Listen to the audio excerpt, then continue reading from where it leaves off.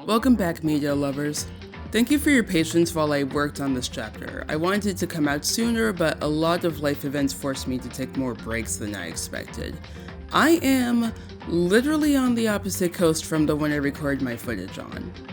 But who's gonna sit down and remake the entire game if I stop now? No, seriously, this game has been out for over a decade, and I'm genuinely surprised by how few people focused on the game as a whole instead of just one or two chapters.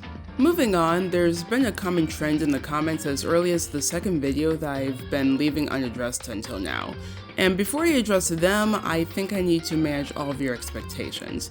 For this game, I am not changing the death order or the survivors.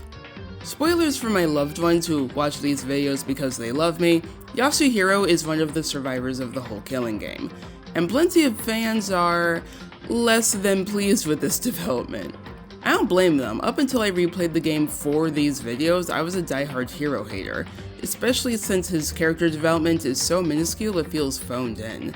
He actually kinda gets worse, becoming more flanderized by the chapter, and some of you are in agreement that he either needs to be rewritten or killed off, ideally in chapter 3, and let someone else take his place. Lauren6102 and Tob3573R agreed that Hiro and Taka should switch places in chapter 3, with Lauren6102 pointing out that Ishimaru is an easy suspect. I admittedly couldn't tell from the wording, but this comment also seems to imply that Hiro could be a third person fighting over alter ego, though for more selfish and dumb reasons. Hiro's canonically a scammer and is in a lot of debt to the Yakuza, and he could be trying to use alter ego to come up with better get-rich-quick schemes and scams, or learning how to fake his own death, let's be honest here.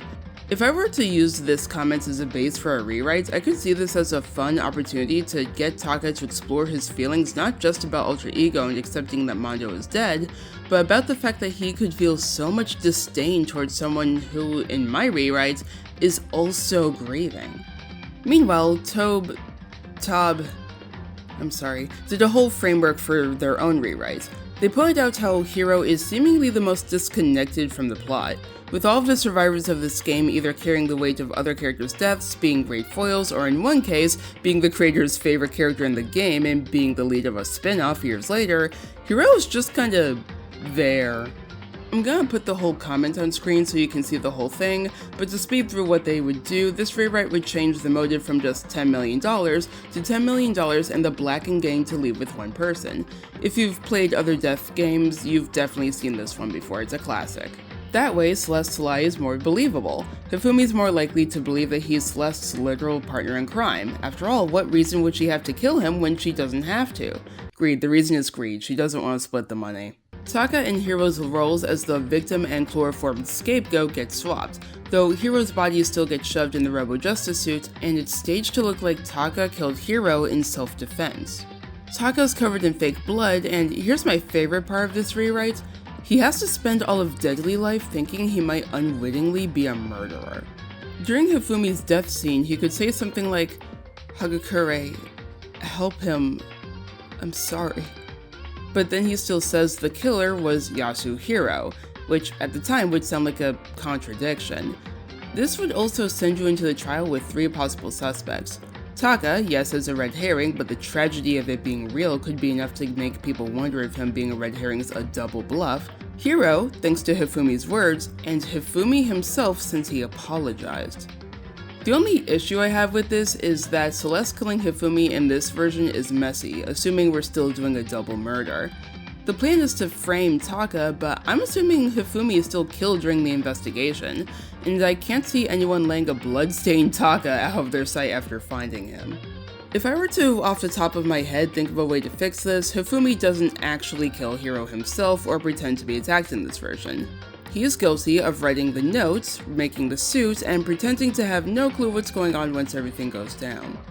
After finding Taka, he says that he'll keep an eye on him, and since he already has a reason to be cautious around him, because, remember, they're rivals, everyone agrees, and Kyoko's not around to point out how bad of an idea this is.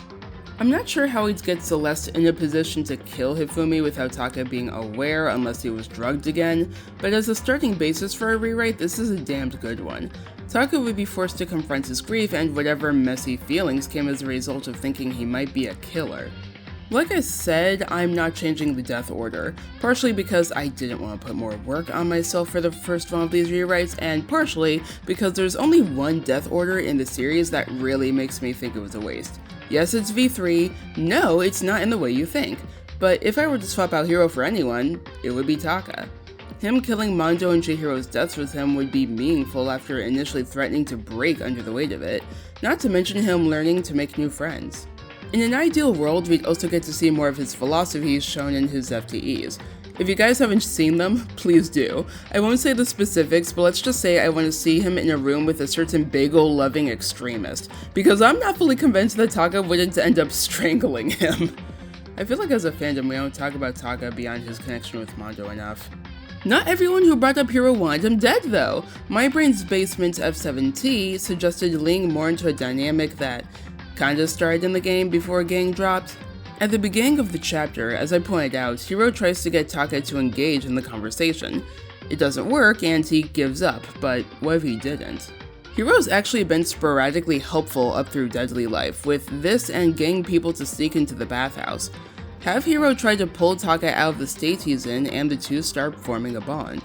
Once again, using this comment as a jumping off point, maybe Hiro's acting a bit like an older brother to Taka. Remember, Hiro's freaking 20, and Taka's another one whose family dynamic is, it's not good. And it works. Little by little, Taka's more lucid around Hiro.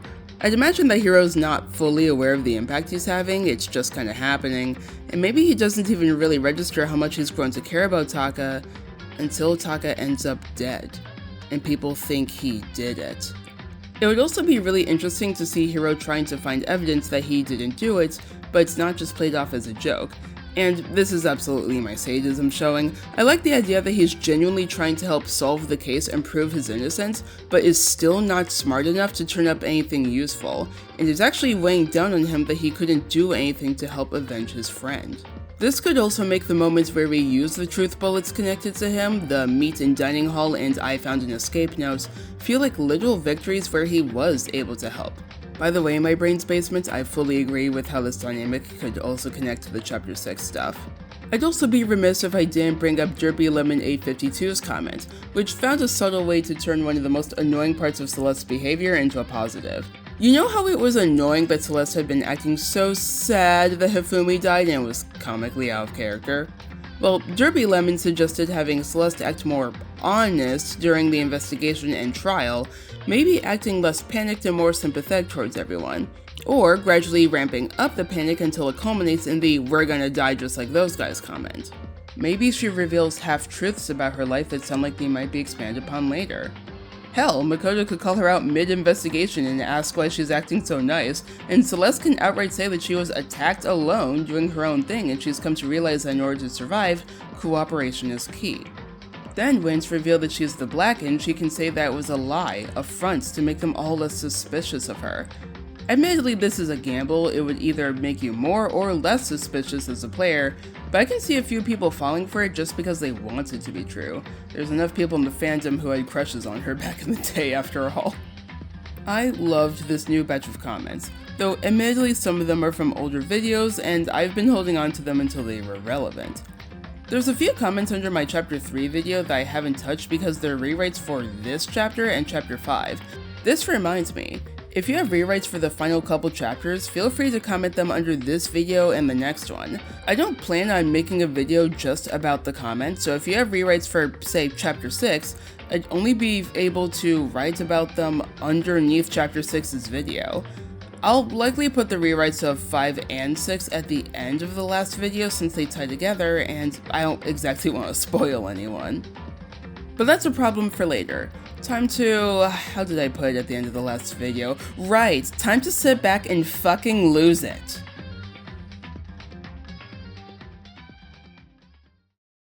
Okay, let's get Audacity going. Close you. Open you. Time for Chapter 4. I'm gonna suffer. We start off solemnly, with Hiro mentioning we're down to a third of the cast we started with, and Makoto trying to figure out how to ask Sakura if she's been a traitor the whole time. He doesn't want to bring it up in front of the others since paranoia levels are spiked at this point, so he just sits silently as Hiro spouts the second dumbest nonsense he says in the whole game.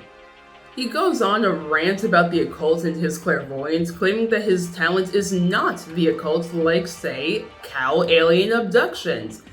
No, seriously, he claims that a UFO beamed up a burger he bought, took a portion of the patty, and the rest of the burger fell back into his hand. His reaction to this once-in-a-lifetime scenario was apparently to storm back into the restaurant and yell at the staff because if the cow-abducting aliens only took part of the burger patty, it means it wasn't 100% beef like they advertised. Honestly, his priorities are so skewed that I'm inclined to believe that that actually happened. After that, it's up to the 4th floor we go to explore.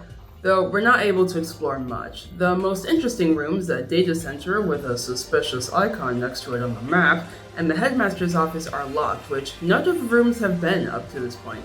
Well, except for the 2nd floor of the dorm. Seriously, it's chapter 4 and we still have no clue what's up there. While there, Hiro suggests breaking down the door to the headmaster's room. After all, Monokuma calls himself that, and even if he's bullshitting, it must have some clues. And Monokuma spoils the fun by adding a new rule forbidding breaking down locked doors. Well, at least we know there is something in that room. There are some unlocked rooms though. There's a chem lab with cabinets filled with supplements right next to a cabinet of poisons, and a music room. Side note about the lab, Sakura's very excited to see her favorite protein drink in the cabinets. Is that stuff really helpful IRL? Like, I've had a couple and they can taste really good depending on where you get them, but I don't know how much it did. In the music room, Makoto talks with Kyoko, finally telling her about getting attacked in the secret room, at which point Kyoko reveals that she suspected that might happen and essentially sent in Makoto as bait to see if the mastermind knew about the secret room and how to enter it. Love you too, hon. She then asks Makoto to share what he's hiding, clocking that he's been keeping something to himself all morning. And you know what, despite the lack of concern for my safety, Kyoko, you're smart enough that I trust you to not immediately freak out at the word Sakura's the mole, and would contemplate every angle, so yeah, I'll willingly tell you. Let me try that again, maybe it glitched. Are you freaking kidding me? Kyoko's annoyed, saying it's hypocritical for Makoto to ask her to share all her info only to hide his when confronted, and storms off. That's fun. As for the last room on this floor, there's a teacher's office with flowers on the desks. Oh. Some cultural context: if you see a flower on a desk in Japan, it means the person who used to sit there is dead, similar to putting flowers at a gravesite or a memorial.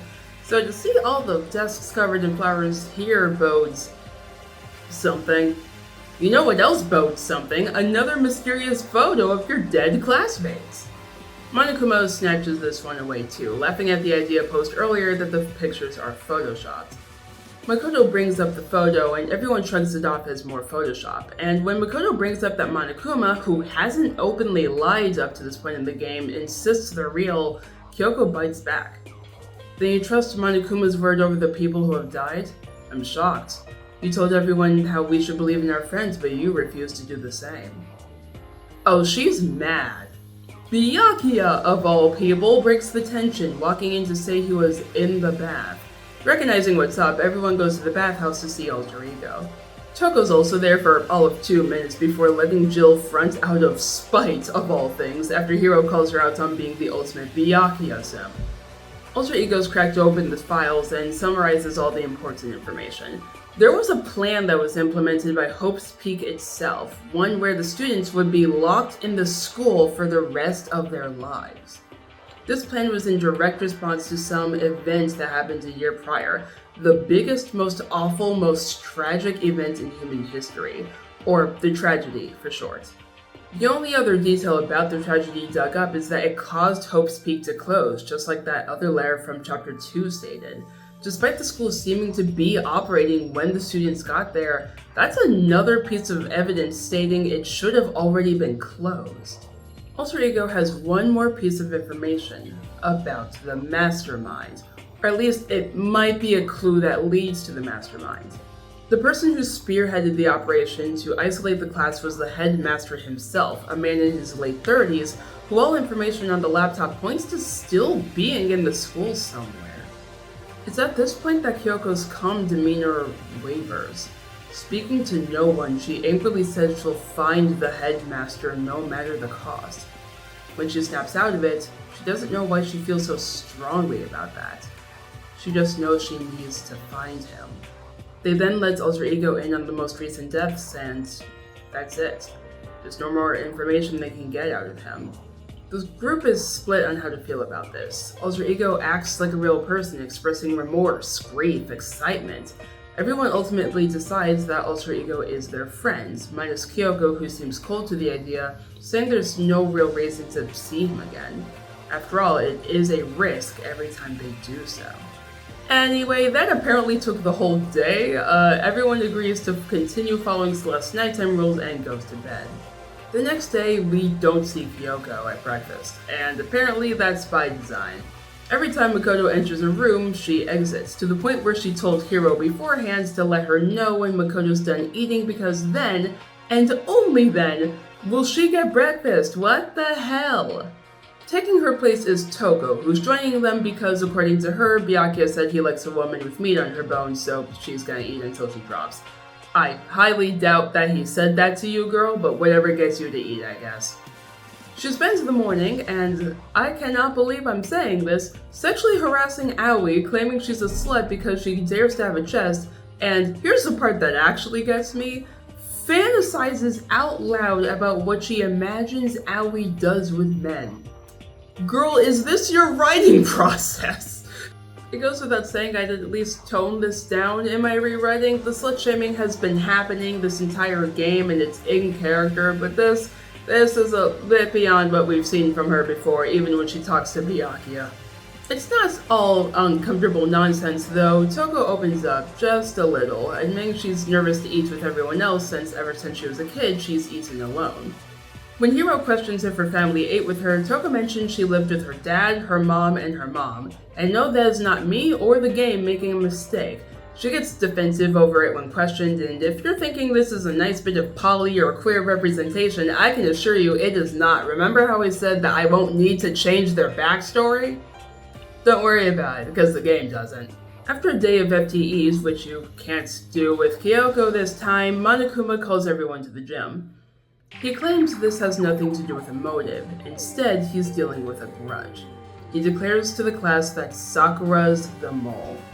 Makoto defends her when, guess who, dogpile her, saying what he saw a few nights ago, how she can't be doing this willingly since there's a hostage, how Sakura chose to betray Monokuma. Byakuya, Toko, and Hiro don't care though. What if it's a bluff? What if the hostage is used against her to make her act? They can't trust her now that they know that she had a part to play in this. And what was that part? To kill. If Sayaka hadn't set up her own murder plan and gotten herself killed, Sakura would have been the first blackened to get the ball rolling. Sakura, unsurprisingly, wants to take responsibility. She promises to destroy the mastermind even if it costs her her life, and with an apology to Hina, leaves. Hina fights Byakuya about trusting Sakura, but Kyoko stops them before it gets too heated. With that, the day ends on possibly the tensest note we've had yet.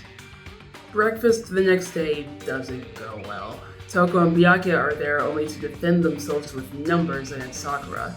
Aoi demands to know why Byakuya seems more antagonistic than afraid of Sakura, and he admits it's out of pettiness. It's unfair for any of the players in this game to have any more information than the rest, after all. Kyoko temporarily distracts from the argument by pointing out that despite what Monokuma said, this betrayal of Sakura is the motive this time around. Tensions rising, doubt among the survivors, it's the perfect recipe for disaster. Aoi asks everyone what it would take for them to trust Sakura again, and the worst answer is given. If she does what she says she will and defeats the mastermind, that would certainly help. And 3 guesses who adds this part. If she dies in the attempt, even better. One less obstacle in this game. What the hell? You disgust me! You're a monster! To say something like that, it should have been you. You should have been the one to die! Byakuya dares her to try, and Aoi seems tempted to take him up on his offer before storming off. Kyoko warns Byakuya that his dismissal of others' feelings and basic empathy will come back to bite him one day. Okay, FTE, still without Kyoko. For the love of God, this sucks. Okay, next day, oh, for the love of God, this really sucks.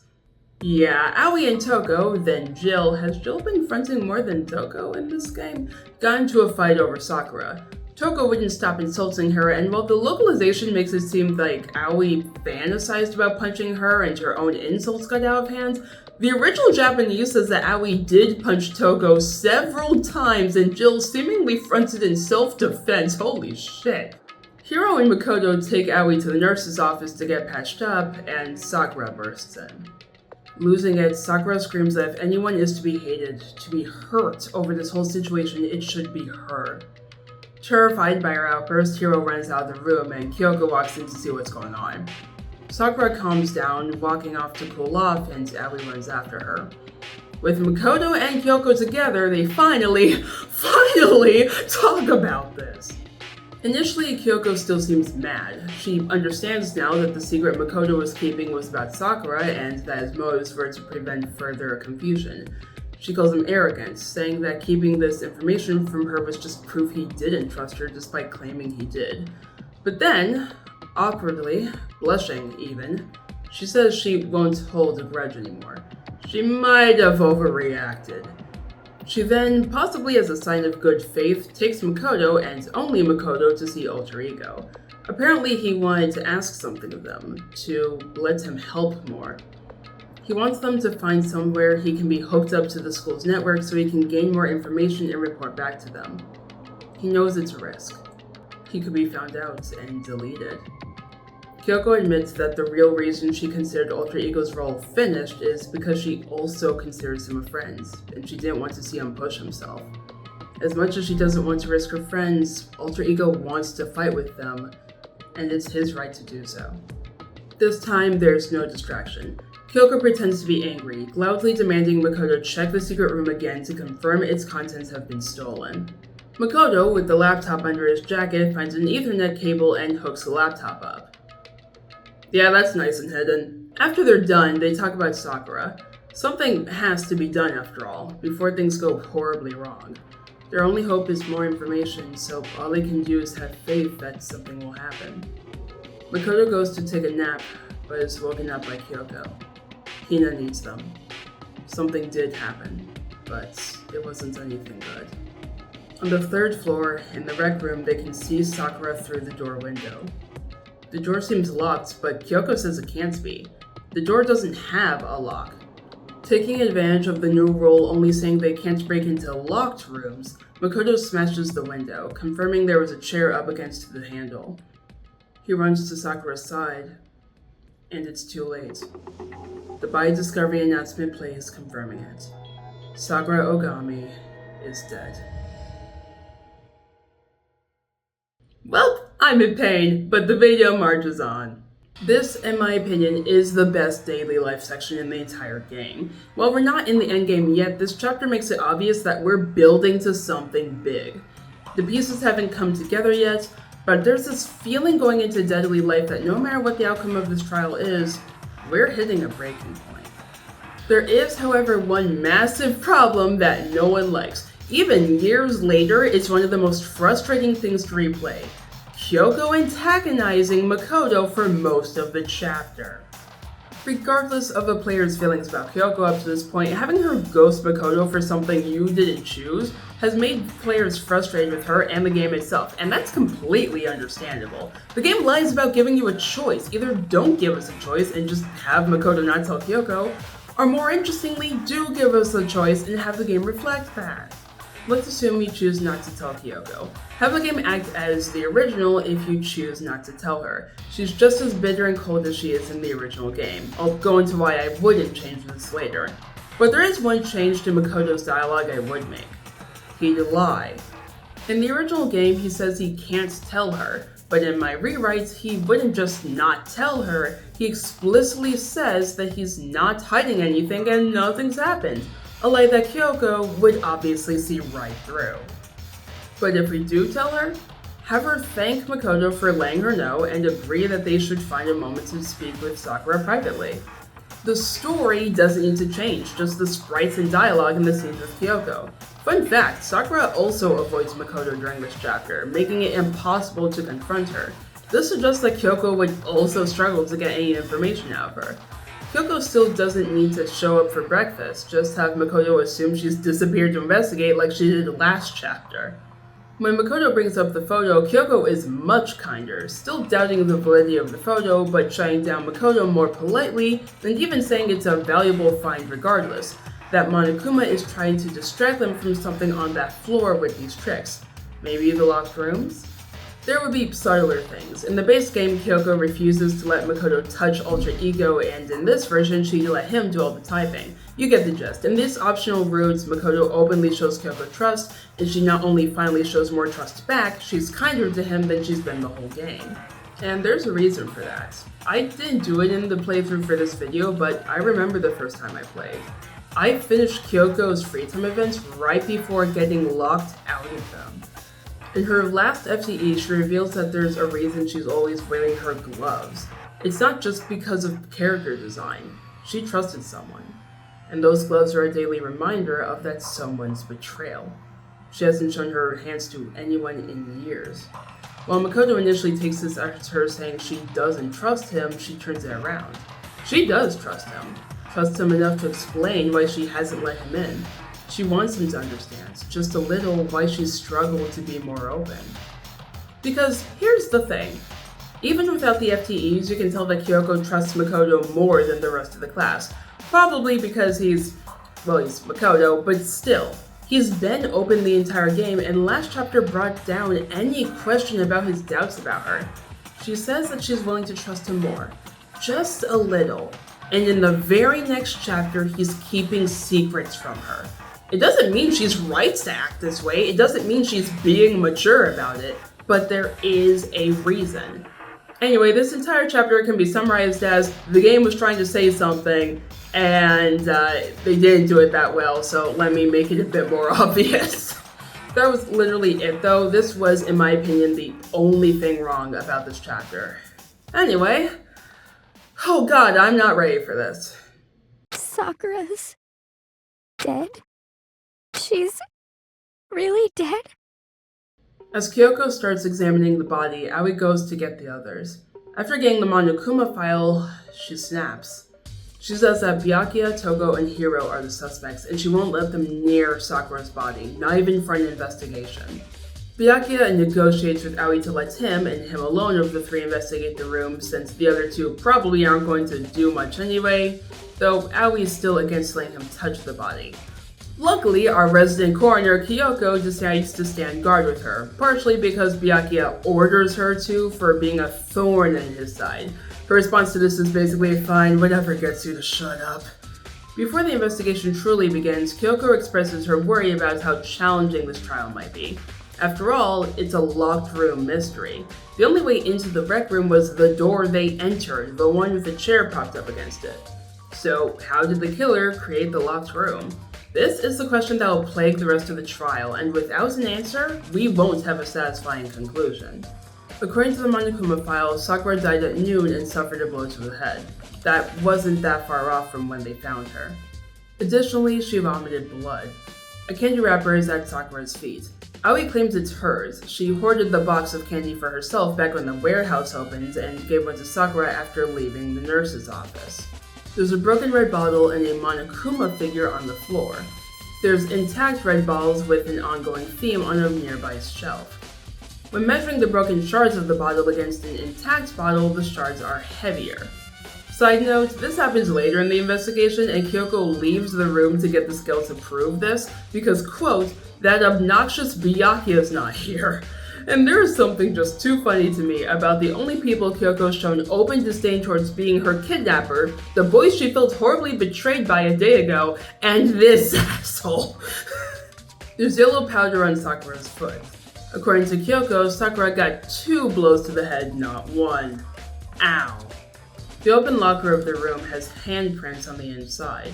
This is briefly considered an answer to the locked room mystery. Someone hid in it and then popped out as everyone walked in, but we saw it inside the rec room before smashing the window. It was already open.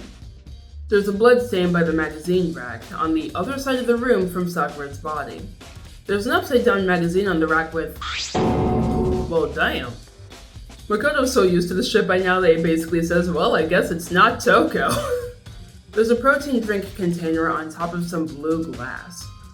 There's confirmation that the door wasn't messed with aside from the door being propped up against it. Oh, and if you're wondering why Aoi's so adamant on her narrowing down the suspect list, it's not just because of their general personalities. According to her, Sakura invited those three to talk with her in the rec room via note. Byakuya, Toko, and Hiro deny meeting with Sakura. Toko and Hiro are terrible liars. Also, Hiro drops something that looks familiar before shutting the door in our face.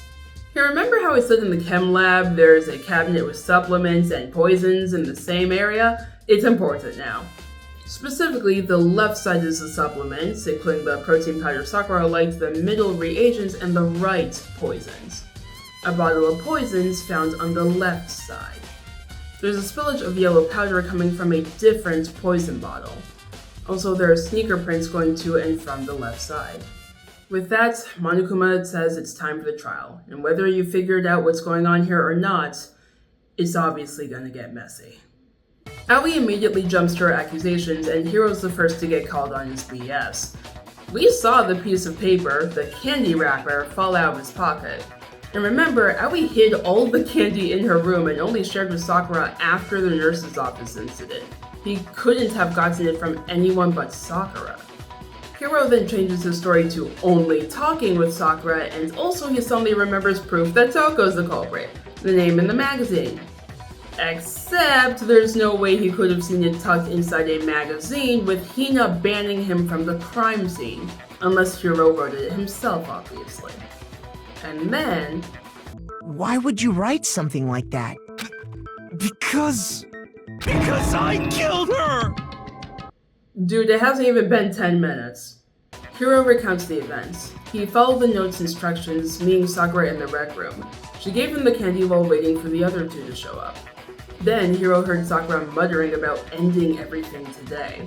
In a panic, he grabbed a Monokuma bottle and struck her. Sakura went limp mid-chair, and realizing what happened, Hiro wrote Toko's name in the magazine and ran. I was ready to vote right here and now, but I mean, come on. So, Hiro, why'd you put the magazine back on the shelf? Well, he didn't. He left it open for everyone to see.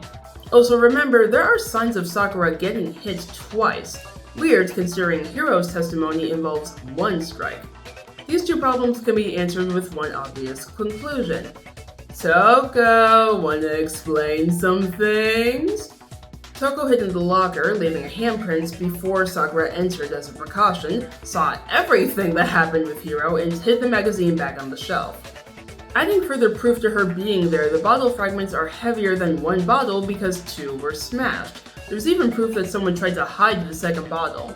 Each bottle had a chess piece, and while one of the pieces, the knight, was found at the scene, the queen is still missing. Toko tries to argue, but caves when Byakuya orders her to tell the truth. She says she probably killed Sakura. Dang, it's only been 30 minutes. Wait. Girl? Probably. You don't know. No, she doesn't. After putting the magazine on the rack, she turned around and saw Sakura still recovering from her injury. Her very bloody injury. One sneeze later, and Jill explains that the sheer panic of waking up to see a blood-covered muscular girl hovering over her caused her to grab the second bottle and strike Sakura, knocking her out. She tried to cover her tracks by cleaning up her own bottle pieces, but left too many behind. Hiro celebrates not being a murderer, and Makoto expects Aoi to strangle him right then and there, but she's too focused on voting to care. Byakuya is the one to call out the problems with voting this time. After all, Jill puts the attack next to the rack, which explains the blood stain, but also the locked room mystery is still, a thing. And contrary to lots of media, a concussive blow isn't gonna get you to vomit blood. At this point, you might have noticed that the Monokuma file never actually said the blow to the head was the cause of death. So about that poison shelf. Byakuya pulls out the poison bottle found on the supplement shelf, explains that that's where he found it, and downs it. Sadly, a body is not discovered a minute later. The jackass was just proving a point. He just downed protein out of the poison bottle. So where's the poison that's supposed to be in that bottle? Well, logic follows that the contents have been switched, and there was a protein can found at the scene. As Byakuya explains, all the culprit would need to do is offer Sakura the drink, and Sakura would drink it herself. Isn't that right, Aoi? After all, she and Makoto are the only ones who wear sneakers in the remaining cast. Makoto's feet are too big for that print to be his. Aoi confesses to the crime. Dang, it actually took an hour this time. Proceed. Byakuya points out something you might have noticed. Aoi's been trying to rush to the vote. She didn't care how flimsy the evidence was. If someone was accused of murder, she jumped at the chance to end the trial right then and there. Makoto doesn't want to believe it. Why? Why would she kill her best friend? Aoi says she found Sakura there bleeding in the rec room. She was asked to get the protein drink, and in the chem lab, it occurred to her that this was her chance. This proves Byakuya's philosophy about what this game is ultimately about. Not a person alive would sacrifice themselves for another, he says. In the end, we're all in it for ourselves. But not everyone is so easily convinced. Kyoko doubts Aoi's claims, not because she doesn't want to believe it, but because of that damn locked room mystery. When Kyoko asks Aoi how she did it, she refuses to answer. Makoto, now thinking straight after the confession, says the footprint is too obvious of a clue. It's almost like Aoi wanted to get found out. Aoi argues that she was just too nervous to notice she stepped in the powder. She was too distracted after spilling it while grabbing the poison, then going to get the protein powder. She was also too distracted to notice she put the poison ball with the other supplements.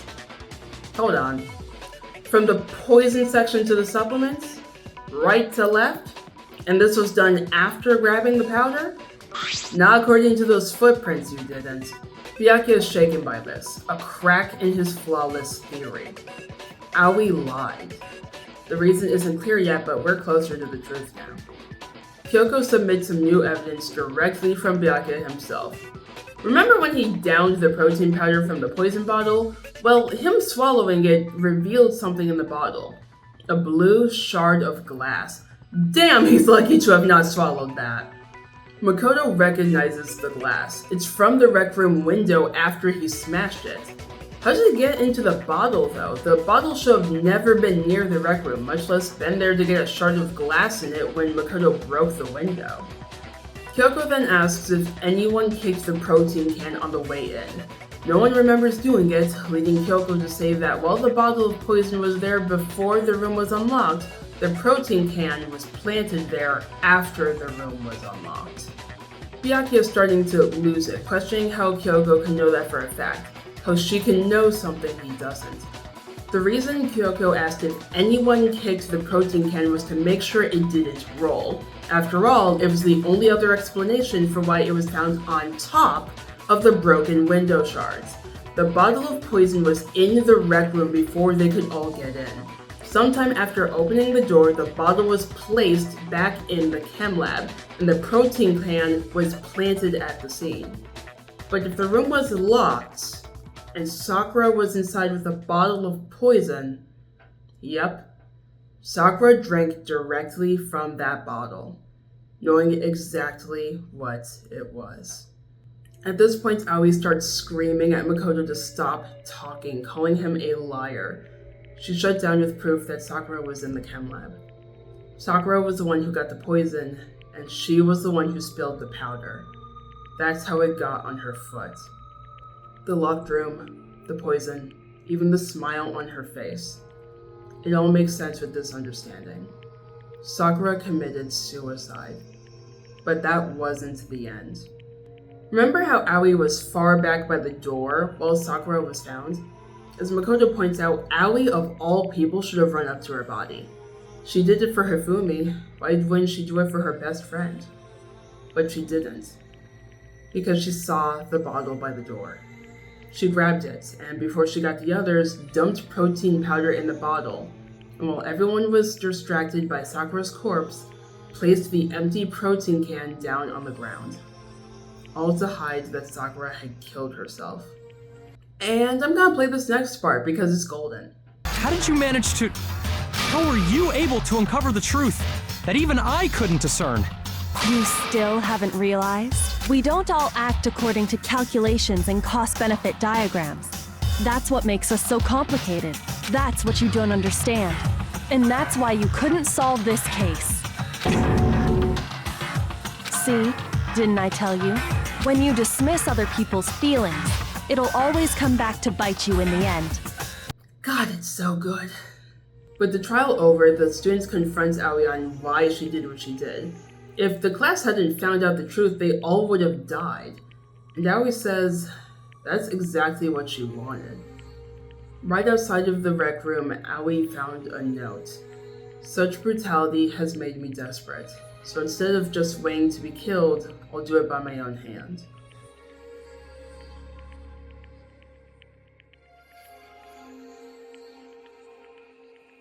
Aoi has the same thoughts as most people who have been through something like this. How she should have seen the signs. She blames herself for not stopping her. Apparently when Sakura and Aoi left the nurse's office, they had a conversation in the nearby classroom. Sakura blamed herself for the infighting, saying it was her responsibility to make things right since her being outed as the mole was causing tension. When she told Aoi about her plan to meet with Byakuya, Toko, and Hiro, Aoi tried to talk her out of it. But Sakura insisted that they're not enemies. They're friends. But then, Byakuya didn't show up. Hiro and Jill attacked her. Aoi apparently found her right after that attack.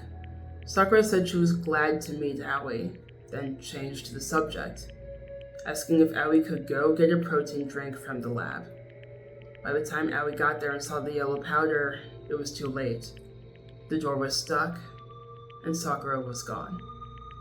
Something I haven't really brought up because it didn't really fit until now is that Sakura is occasionally spoken of in either dehumanizing or masculine terms by a handful of the other characters. As mentioned at the beginning, her nickname is Ogre, something Hiro often calls her. In the first trial, Taka and Leon both thought Sakura was a guy, and Byakuya's Byakuya. Up to this point in the game, it was set up like a gag, something you were supposed to laugh at, but here, Aoi points out how gross that behavior is. She was a girl, a human, who felt insecurities and pain. If she got cut, she bled. If someone hurt her, she felt it. That's weakness. That's normal. Aoi wasn't just trying to kill those three though. She blames herself for putting more stress on Sakura by getting hurt in the process of protecting her.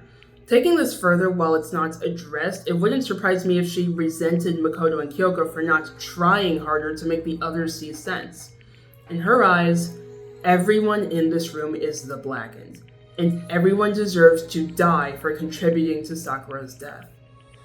And here comes Monokuma to kill the mood. Okay, well, I set that up like he cracked a joke or something, but if you forgot that he is the big bad, he gives one hell of a reminder. He laughs at Aoi for assuming she knew what Sakura was thinking. It's just her assumption, right? What if it was something like this? This is Sakura's actual suicide note, left on Hina's bed before she went to talk with the others. One Aoi found? Monokuma wrote it. Since he didn't falsify evidence for the actual trial, he hasn't technically broken his own rules, but wow! He reads portions of Sakura's actual note. Sakura explains the details of her being the mole, how the mastermind was holding her family's dojo, the one under her family's care for 300 years, hostage. How she was meant to prevent any stalemates in the murders. How her time here made her question her willingness to follow the master's orders as the strangers around her turned to friends. We already saw what conclusion she reached. Sakura's reason for taking her own life? As Kyoko suspected, the revelation of her being the mole was the motive. As Sakura watched as things escalated, she decided to kill someone before anyone else could. If the mastermind wants her to kill so badly, she'll do it. But they didn't say anything about who she had to kill. She left the note so Aoi could end the trial quickly. She adds that no matter what they think of her, she sees them all as her treasured friends. Kyoko says that Sakura didn't kill herself due to weakness, but because she was strong. Too strong. And while I'm not a fan of the word choice, I understand the sentiment. Sakura was so strong, both in body and will, that she felt like everything was her responsibility, that she was the only one who could do this. Monokuma read this to call out the irony, how Sakura died to end the conflict but only escalated. How her death is pointless because it nearly got everyone killed. But Makoto is done listening to this bullshit. He calls out Monokuma on writing a fake suicide note. Without that, Aoi probably wouldn't have attempted a cover-up. That alone puts the blame on Monokuma. Hiro agrees that after hearing that note, he can't blame Sakura or Aoi. This incident, this entire death game, is the mastermind's fault. They are the true enemy here, no matter how much they try to distract the class from that fact. Byakuya points out that in this game, everyone is each other's enemies. Life or death situation where they kill each other. That's how this game is played. Which is why he's done playing it. Huh? With most of the class choosing to focus on the mastermind, with Sakura and Aoi willing to risk their lives to defy the game, he says it's lost its excitement. So we might as well quit now and focus on making the mastermind pay for trying to control him. How about it, Monokuma? Is Sakura's death meaningless now? Maybe not, but Monokuma always gets the last laugh. He says it's punishment time, which is weird. The culprit is dead. What the hell is he gonna... No! In a demolition-themed execution, Monokuma pulverizes Ultra Ego with an excavator, smashing it over and over until there's nothing but a ball where the laptop once was. To make matters worse, he adds decals of his own eye and snout. For extra pain points, earlier in the chapter, Ultra Ego said being put in Makoto's jacket tickled, suggesting he can somehow feel through the laptop. If I had to notice this, so do you! Yep, Monokuma found out about Ultra Ego. Or, well, turns out he's actually known the entire time.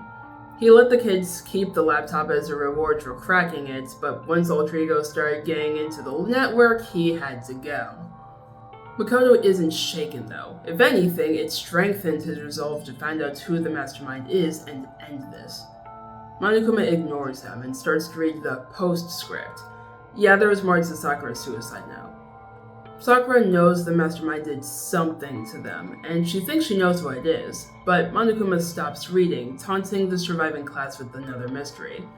Makoto can't help remembering Kyoko asking Monokuma what he did to her body. But then, Monokuma notices one last line, directed at him. I'm not going to just lay down and die. I will fight you, you bastard, no matter what. This absolute roller coaster of a trial finally comes to an end, and the students take a moment to talk. Aoi apologizes for trying to kill everyone, and Byakuya says it doesn't matter since he will have figured it out. And Hiro calls him out on that being BS. Everyone starts arguing, but unlike before, it doesn't feel like a tense atmosphere between enemies.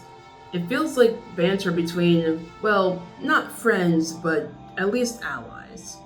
Makoto tries to sleep the trial off, but is woken up by Kyoko, who tells him to meet her at the locked data room before leaving, and scolding this idiot for leaving his door unlocked.